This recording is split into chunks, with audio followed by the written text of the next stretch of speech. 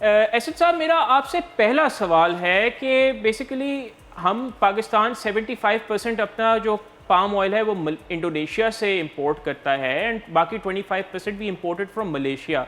अब मलेशिया खुद एक $100 बिलियन की इंडस्ट्री है पाम ऑयल की, एंड वही बात है ना कि Rome wasn't built in a day. क्या आप हमें बता सकते हैं कि मलेशिया और इंडोनेशिया ने अपनी जो पाम ऑयल की इंडस्ट्री किस तरह सेटअप की थी?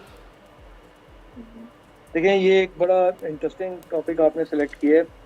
और आज इंडोनेशिया और मलेशिया की जो इतनी ज़बरदस्त और इतनी ह्यूज वॉल्यूम की जो पाम ऑयल की एक्सपोर्ट्स हैं, मज़े की बात यह है कि टिल लेट 70s तो वहाँ पे ये पाम ऑयल ग्रो भी नहीं करता था।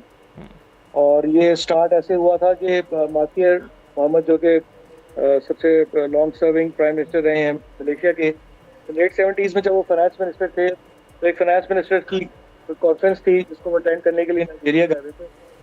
और वहाँ पे उन्होंने कुछ ऐसे प्लांट्स देखे जो कि उनके वो ख्याल था कि ये शायद कोकोनट है, तो लेकिन जब उन्होंने लोगों से पता किया तो लोगों ने कहा नहीं, ये इसको धूप लगता है, इसको हम पाम कहते हैं और इसे हम ऑयल बनाते हैं और ये ऑयल हम कोई अबाउट 100 ईयर से यूज़ कर रहे हैं। वाह। तो शायद वो उनको लेकर गए, उन्होंने देखा किस तरह का ऑयल है, इसके अंदर कैसा है। तो जब वो उन्होंने से पूछा कि इसके लिए एनवायरनमेंट कैसी चाहिए, तो उन्होंने कहा कि जी इसके लिए कोस्टल बेल्ट चाहिए होती है, इसको वेदर चाहिए।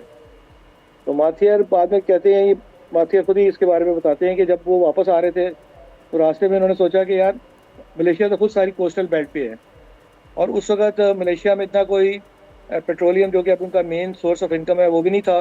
रबर भी उनका थोड़ा बहुत था, लेकिन और कोई इनकी एक्स्ट्रा एग्रीकल्चर एक्सपोर्ट प्रोड्यूस नहीं थी जो एक्सपोर्ट हो रही होती।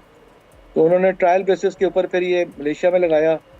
और जब मलेशिया, फिर देखते देखते मलेशिया ने अगले 8-10 सालों में वर्ल्ड के अंदर एक ऐसा ऑयल प्रोड्यूस कर दिया जो कि चीपेस्ट था। और फिर उस चीपेस्ट के, और हेल्थ वाइज वो बिल्कुल ठीक था, तो इसकी वजह से उनकी बहुत सारी एक्सपोर्ट होनी शुरू हो गई। फिर 90s में आके मलेशिया, इंडोनेशिया भी इसके अंदर आ गया। और आज इंडोनेशिया की, चूंकि पर लैंड भी ज़्यादा है, आज इंडोनेशिया की प्रोडक्शन जो है वो मलेशिया से भी ज़्यादा है और दो ये मेजर प्लेयर हैं। तो बेसिकली ये उनके पास नहीं था, लेकिन उन्होंने मेहनत से, अच्छी प्लानिंग से, एक अच्छे विजन से और अच्छी सोच से उन्होंने डेवलप कर ली industry. Excellent. Thank you so much Ehsan Rashid साहब, आपने हमें मलेशिया और इंडोनेशिया की हिस्ट्री से आगाह किया। अब मैं अपने अगले सवाल की तरफ बढ़ना चाहूँगी। मैं आपसे पूछना चाहती थी कि चाइना, इंडिया और पाकिस्तान जो हैं वो दुनिया के टॉप 3 इंपोर्टर्स हैं ऑफ पाम ऑयल और बहुत ज़्यादा हैवी क्वांटिटी में ये पाम ऑयल इंपोर्ट करते हैं। अब पाकिस्तान की तो हमें सूरत हाल पता है कि हमें पता है कि ये पाकिस्तान के इंपोर्ट बिल के लिए अच्छा नहीं है, लेकिन चाइना और इंडिया अपने इस हैवी इंपोर्ट बिल को किस तरह से सपोर्ट कर रहे हैं या स्पेशली किस तरह से वो उसको मॉनिटरीली फ़ंड कर रहे हैं? आप ज़रा इसके ऊपर हमें कुछ आगाही दे सकते हैं? जी बिल्कुल। देखिए, जहाँ तक इंडिया और चाइना का, सबसे बड़ा इस वक्त इम्पोर्टर चाइना है, फिर उसके बाद इंडिया है और उसके बाद पाकिस्तान है। चाइना और इंडिया के पास भी एग्रीकल्चर लैंड काफ़ी अवेलेबल थी और रिसोर्सेज भी उन दोनों के पास हैं और वो कर भी सकते थे वहाँ पे।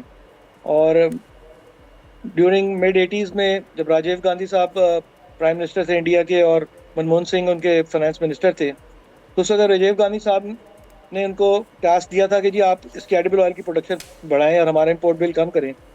तो उन्होंने नेक्स्ट 5 ईयर्स में काफ़ी इंपोर्ट बिल तकरीबन ऑलमोस्ट क्लोज टू जीरो ले आए थे और उन्होंने सारी प्रोडक्शन लोकल कर ली थी एडिबल ऑयल्स की।